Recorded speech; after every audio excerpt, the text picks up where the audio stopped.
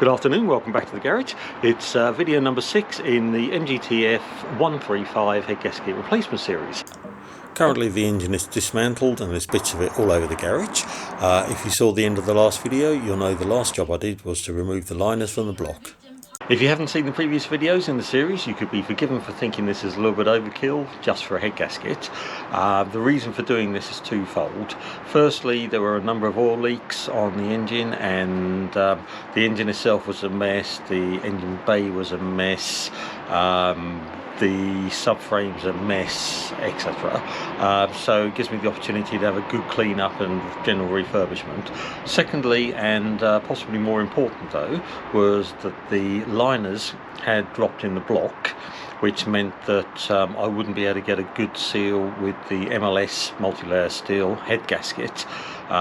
So what I've needed to do is take the engine out, take the cylinders out, or take the liners out, and I have some shims to put in, and I'm hoping that they will result in the top of the liners being 3 1/1000ths of an inch proud of the top of the block, which will then mean I can use the MLS gasket. So the first job will be to put the shims on the liners, put the liners back into the block, and measure up to see if I have that magic 3 thousandths of an inch that I need in order to be able to use the gasket that I want to use. So this is the pack of shims. These are very, very thin, about 3 or 4 thousandths of an inch, and they simply fit over the liners like this.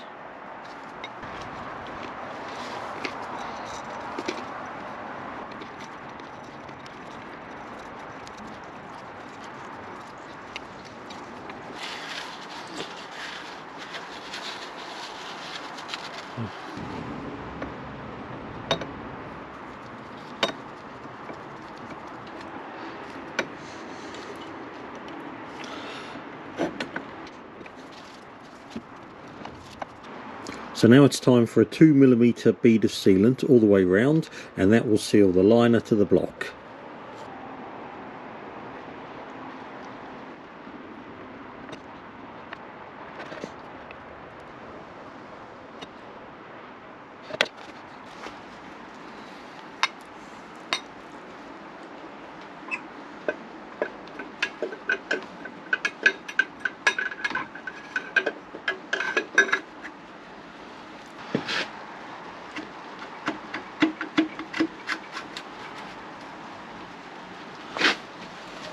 I rotated the engine on the stand in order to make it easier to get the con rod onto the crankshaft and to get the end cap and bearing in place. Liners 1 and 4 are back in the block now. Before I can put 2 and 3 in place, I need to turn the crankshaft by 180 degrees. So I don't have any liner clamps, so what I'm going to do is I'm going to put the head back on, turn the engine, and then the head will come back off again. It's safest that way. If I try and turn the crank without clamping the liners in place, they're very likely to move now because they're actually nice and free.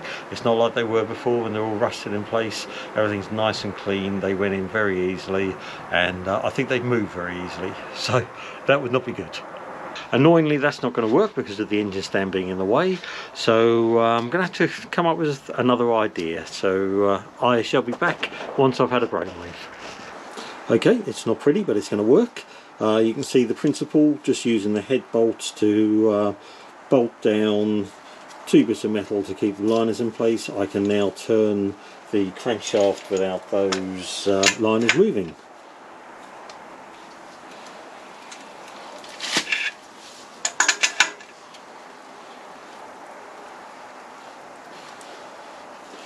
There we go, job done.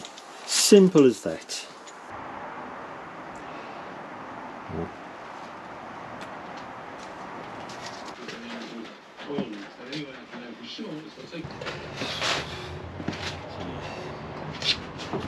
Okay, It's now Saturday. Earlier this week I placed orders for an awful lot of parts from DMGRS and Rimmer Brothers. The first delivery from Rimmer's has arrived, and that includes an oil cooler kit, new oil pump, new expansion tank that takes the level sensor, oil filter, gaskets and seals, and I also have a braided hose for the clutch hydraulics. So hopefully the second delivery will come on Monday, and then that should be everything for me to carry on with the engine rebuild. And if I'm really lucky, this could be back in the car and running in a couple of weeks, which would be absolutely fantastic. Welcome back to the garage on a very wet Tuesday afternoon. First job of the day is to torque up the big end bolts and check that everything is still moving nice and smoothly, and I haven't introduced any tight spots or anything like that. Big end bolts 20 Newton meters plus 45 degrees. So these get torqued up to 20 Newton meters plus 45 degrees.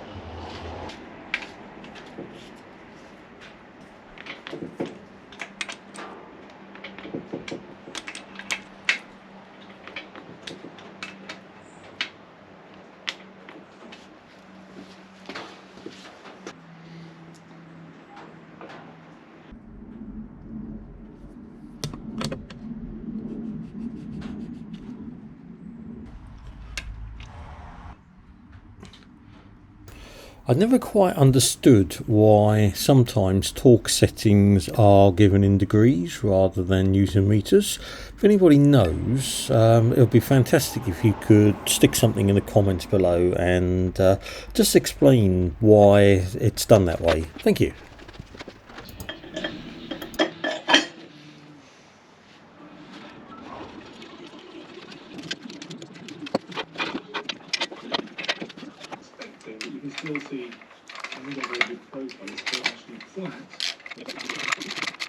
See, this is the proper way to do it, and much better than my Mickey Mouse effort first time round. Okay, here goes nothing. I'm going to turn the crankshaft by 180 degrees, and hopefully it's going to feel nice and smooth. The idea is that I will be taking pistons 1 and 4 to bottom dead centre, which will give me nice easy access to the bolts so that I can torque them up as well. So.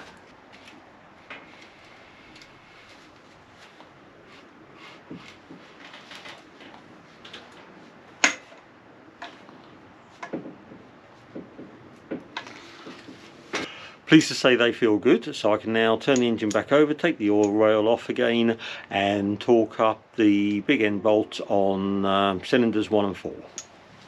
So of course what I do need to do is take the liner clamps out, because they bolt into the oil rail, so the oil rail is not going to come loose without those being taken out first. That's all 3 of those out, so I can now torque up the big end bolts.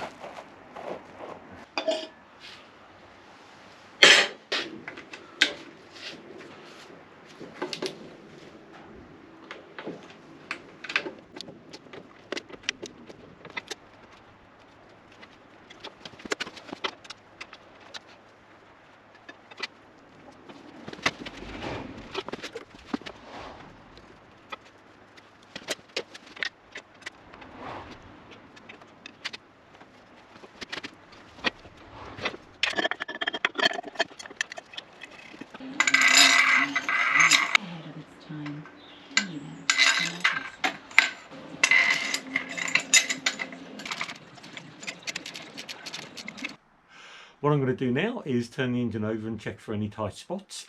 Hopefully everything will be nice and smooth, and then I can consider it job done.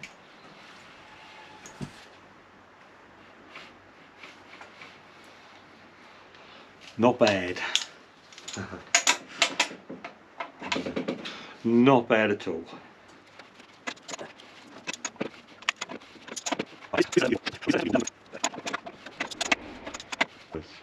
I'm pleased to say that moves absolutely beautifully smoothly. Really don't expect to have any problems with that at all. There's no tight spots whatsoever. It's to be honest, absolutely fantastic. What I'm going to do now, I think, is just check the height of the cylinder liners, just make sure that I still have that 3/1000 of an inch all round, just make sure the liners are still proud of the block, just on the basis that they have now been clamped down. There is a chance that they might have moved. So that is the next job. Actually, there's one job even more important than checking the liner height. Cup of tea, cheers. Right, pleased to say they all feel really good, so hopefully the MLS gasket will seal with no problems, and that will be the end of the overheating issues.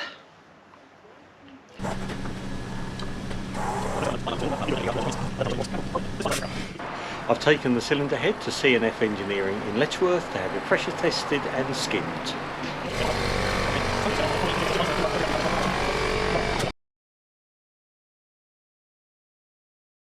Not much has happened over the last week or so, but the DMGRS order turned up last week, and I now have this lot. I have a PRT, pressure release thermostat, and this is the blank thermostat that goes in the old housing. Various gaskets, valve oil seals for the head, inlet manifold gasket, I think that one's the exhaust gasket, and this is the uprated oil rail. 4 camshaft seals, new timing belt tensioner, new water pump, and what I also have is the famous MLS 6-part PN gasket that's supposed to be the answer to all the head gasket issues on the K series. The camshaft cover gasket and a set of 10.9 high tensile head bolts. The new uprated oil rail definitely feels sturdier than the old one. So the first job is to fit this.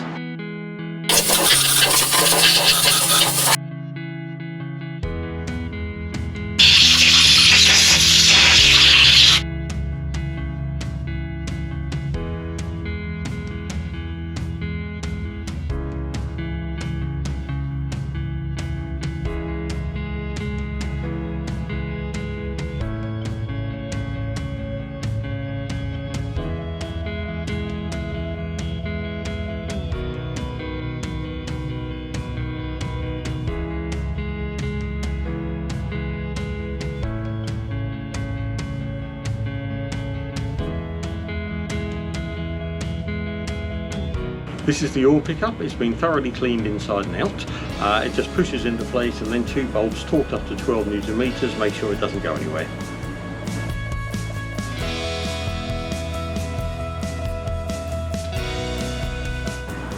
The bolts have been thoroughly cleaned so that I can just put a little bit of thread lock on them.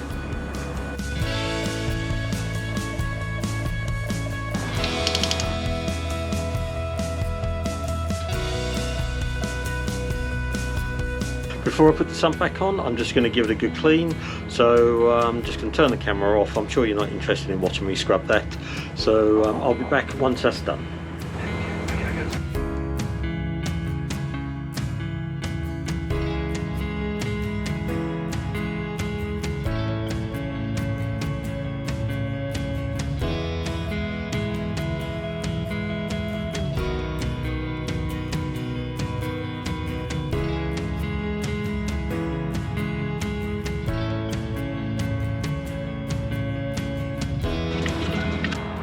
As you can probably tell from all the shadows, it's a glorious day out here. It's actually October the 24th, and today I'm going to crack on with the engine build and then make a start on the subframe refurbishment. Let's get some cleaning done, the water pump back on and the oil pump back on.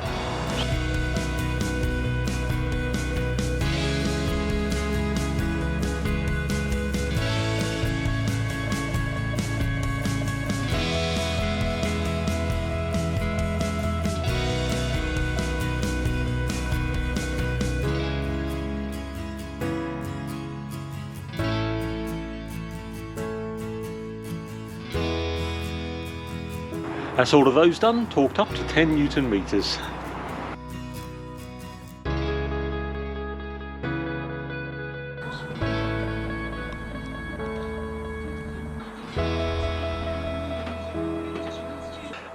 This is driving me mad. You can see I've got everything compartmentalised, labelled up, in storage, the works, and I can't find the water pump bolts. And there's only 5 of them, and I've been looking for about half an hour now, and it's really annoying. Annoyingly, they're special bolts, so I absolutely have to find them. So I can't just take some out of the drawer, out of my stores. Yeah, bloody hell. I think it's safest if I just do a simple job and clean up this engine mount.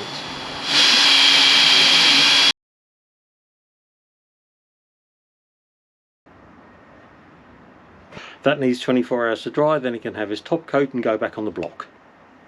Okay, I'm going to fit the dipstick tube next. Just slide it in place, 2 bolts, new gasket, what can possibly go wrong?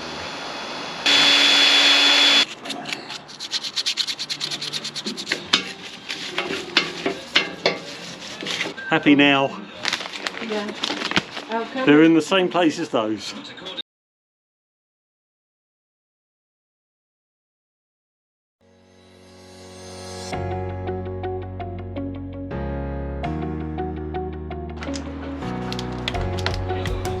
I can't believe I've done this. I've over torqued it and I've broken the bolt. It's stuck in the block now and I'm going to have to drill it out. At least now I can fit the water pump.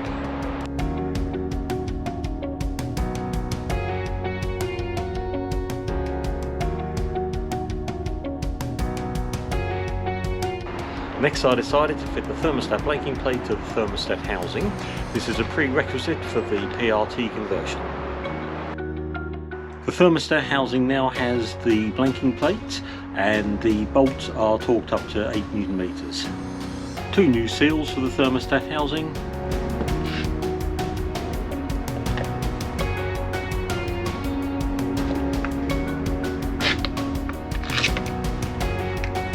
Thermostat housing to cylinder block, 10 Newton meters. More cleaning. This is part of the top engine mount.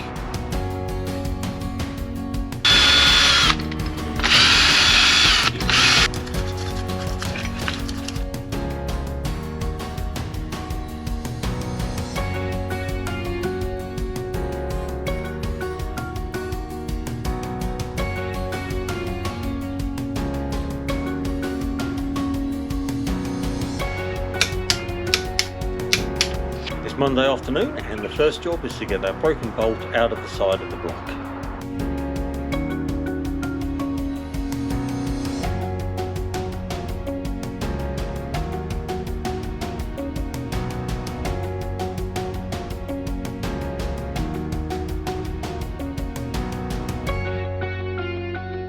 Well chuffed how easily that came out. That's excellent.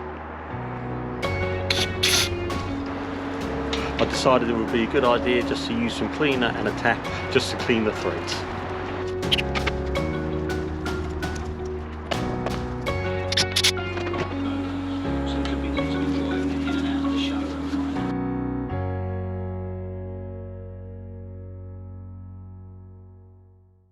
Need to do this gasket now. This one seems to be as hard as the dipstick gasket, so I think it's going to come off in pieces. If I'd have thought about it, I would have done this whilst the sump was off and I had access to the inside. I haven't. I certainly don't want any bits getting inside it, so I'm going to block the oil ways before I do anything more. Well, I've got that top layer off now. That was absolutely rock solid. I don't think it's desperately clever idea using a razor blade on aluminium like this. It's quite easy to damage the surface, but I don't really know how else I would have got that off. Now I've just got to get the rest of this residue off. I think I'll give it a bit of a soak now and see if some cleaner will actually help disintegrate the gasket. And I should probably mention that this is where the oil filter adapter fits. And this actually is the oil filter adapter.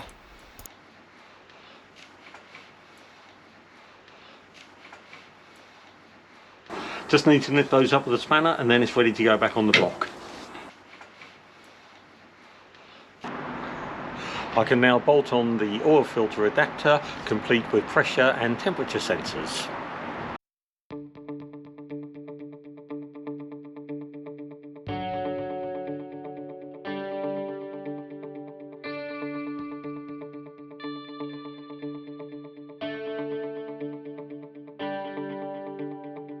This horrible, dirty, nasty thing is the alternator mount. It's the next part to get cleaned up and put back on the block.